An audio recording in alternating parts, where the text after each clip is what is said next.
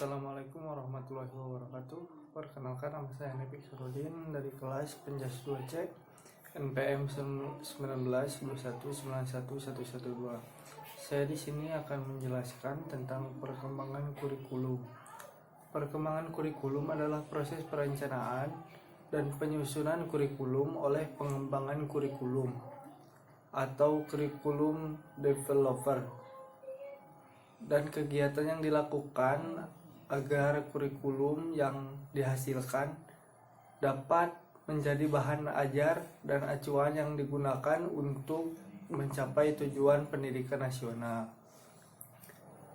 Dalam pengembangan kurikulum, banyak pihak yang turut berpartisipasi, yaitu administrator, ahli pendidikan, ahli kurikulum, dan lain sebagainya.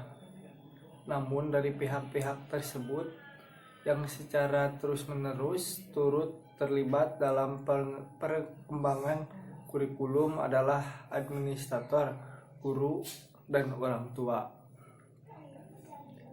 Artikulasi dalam pendidikan berarti kesatupaduan dan koordinasi segala pengalaman belajar. Tanpa artikulasi akan terdapat keberagaman baik dalam isi, metode, maupun perhatian terhadap perkembangan anak. Untuk menyusun artikulasi kurikulum diperlukan kerjasama dari berbagai pihak, para administrator, kepala sekolah, sampai rektor universitas, guru-guru dari setiap jenjang pendidikan, orang tua, murid, dan tokoh-tokoh masyarakat. Salah satu hal yang sering dipandang menghambat artikulasi adalah pembagian menurut tingkat belajarnya. Hal itu menyebabkan tersusunnya organisasi mata pelajaran yang kaku. Di sini ada prinsip-prinsip perkembangan kurikulum. Kurikulum merupakan rancangan pendidikan yang merangkum semua pengalaman belajar yang disediakan bagi siswa di sekolah, dan kurikulum terintegrasi filsafat, nilai-nilai, pengetahuan, dan perbuatan pendidikan. Kurikulum disusun oleh para ahli pendidikan, ahli bidang, ahli ilmu pendidik, pejabat pendidikan, pengusaha, serta unsur-unsur masyarakat lain. Kelas merupakan tempat untuk melaksanakan dan menguji kurikulum. Di sana semua konsep, prinsip, nilai, pengetahuan, metode, alat, dan kemampuan guru diuji dalam bentuk perbuatan yang akan mewujudkan bentuk kurikulum yang nyata dan hidup.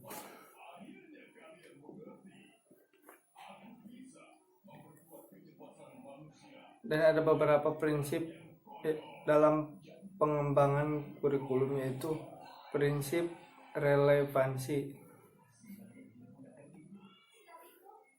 Mempunyai arti yakni kedekatan hubungan dengan apa yang terjadi apabila dikaitkan dengan pendidikan.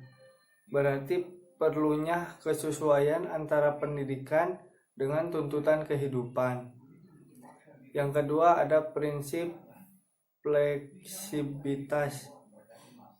Fleksibilitas berarti tidak kaku dan ada semacam ruang gerak yang memberikan kebebasan dalam bertindak.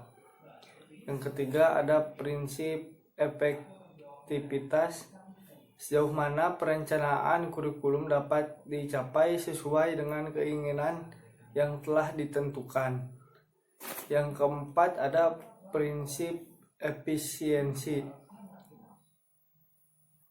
Prinsip efisiensi seringkali dikonotasikan dengan prinsip ekonomi yang berbunyi dengan modal atau biaya, tenaga, dan waktu yang sekecil-kecilnya akan dicapai hasil yang memuaskan.